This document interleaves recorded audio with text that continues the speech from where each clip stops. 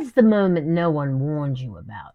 When you heal, you stop asking for permission, and suddenly everyone's like, wait, who authorized that?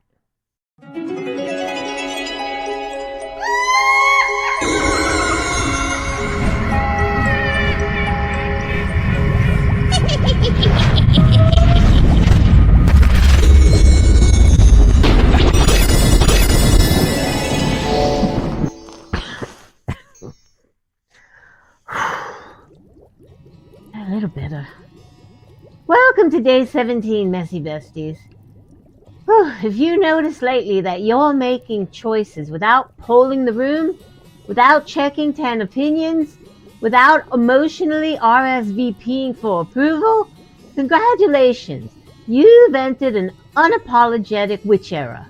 No fireworks, no dramatic speech, just you quietly doing things and shocking people who were used to you asking first. Today, we're working with the shadow of permission seeking.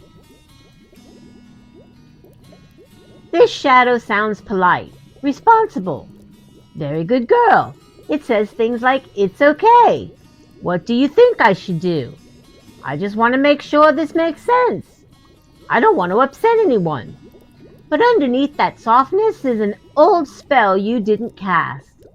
Consciously, if I don't get permission, I might lose safety, love, or belonging. So you learn to pause your own knowing until someone else stamped it approved. You didn't lack confidence, you lacked safety. Let's be honest, bestie, permission seeking is not humility. It's a trauma response in sensible shoes. It forms when decisions were criticized. Independence was punished. Confidence was labeled attitude. Autonomy made someone uncomfortable. So you learn to outsource authority over your own life. Not because you were weak, because you were observant. And observant witches survive. Here's where the spell breaks. At this stage of life, you've earned your opinions. You've paid tuition in grief, responsibility, and experience.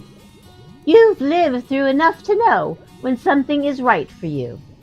And suddenly, asking for permission feels itchy, exhausting, slightly insulting to your soul. So your body stops waiting, and your mouth stops asking. And people who benefited from your hesitation feel very, very confused. Who taught me that I wasn't allowed to decide for myself? Notice what shows up. A person, a pattern, a familiar tightening in your chest. That's not blame. That's clarity putting on her glasses.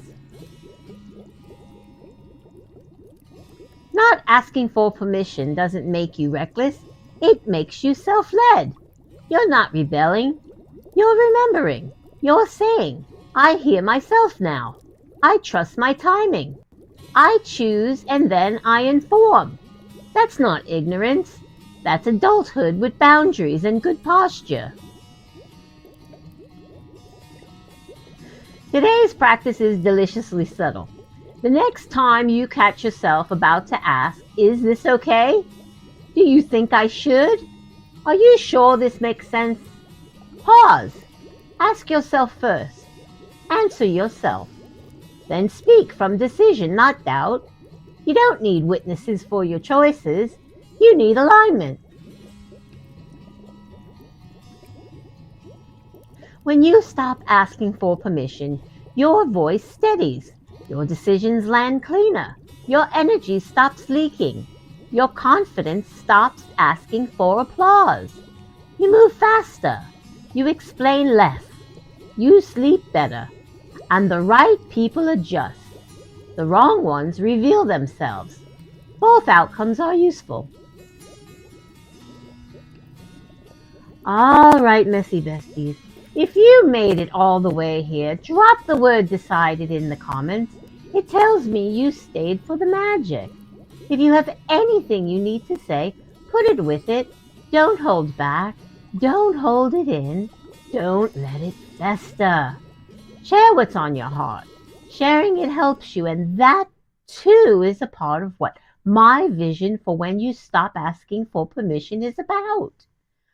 If you need to summon me before tomorrow, you can find me on Facebook at the Carnivore Witch or the Carnivore Witch Drea. I'm sorry, this witch is confused.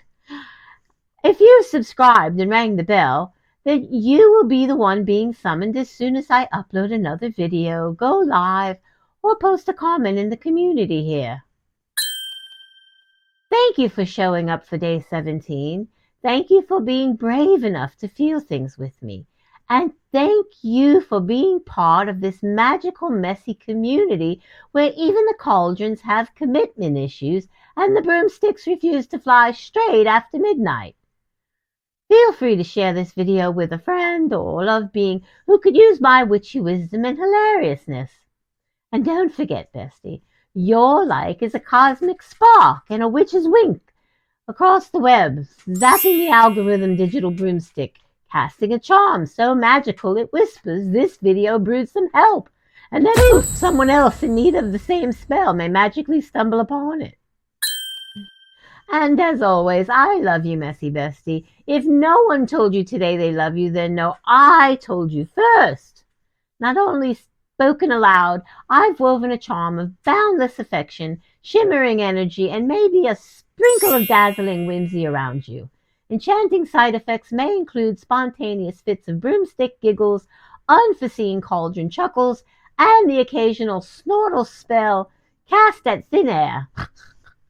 You've been hexed with happiness, bestie. Stay strong, resist the urge to ride a broom, or don't. But if you do, make sure it's a model with excellent mileage and a cup holder for your potions. Like I said, stay strong, stay messy, but don't forget your magic. I may be the witch, but you are the magic. Without you, I wouldn't keep flying in day after day. Or is it broomstick after broomstick? With all these bewitching words of enchantment to encourage you to brew up more powerful magic than you already conjure. I'll see you tomorrow, messy bestie, for day 18.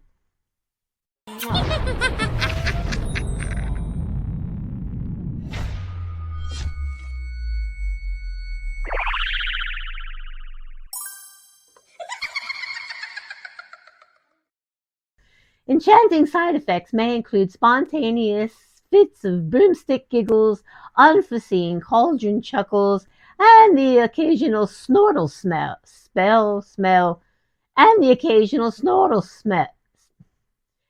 cauldron chuckles and the occasional snortle spell cast in thin air.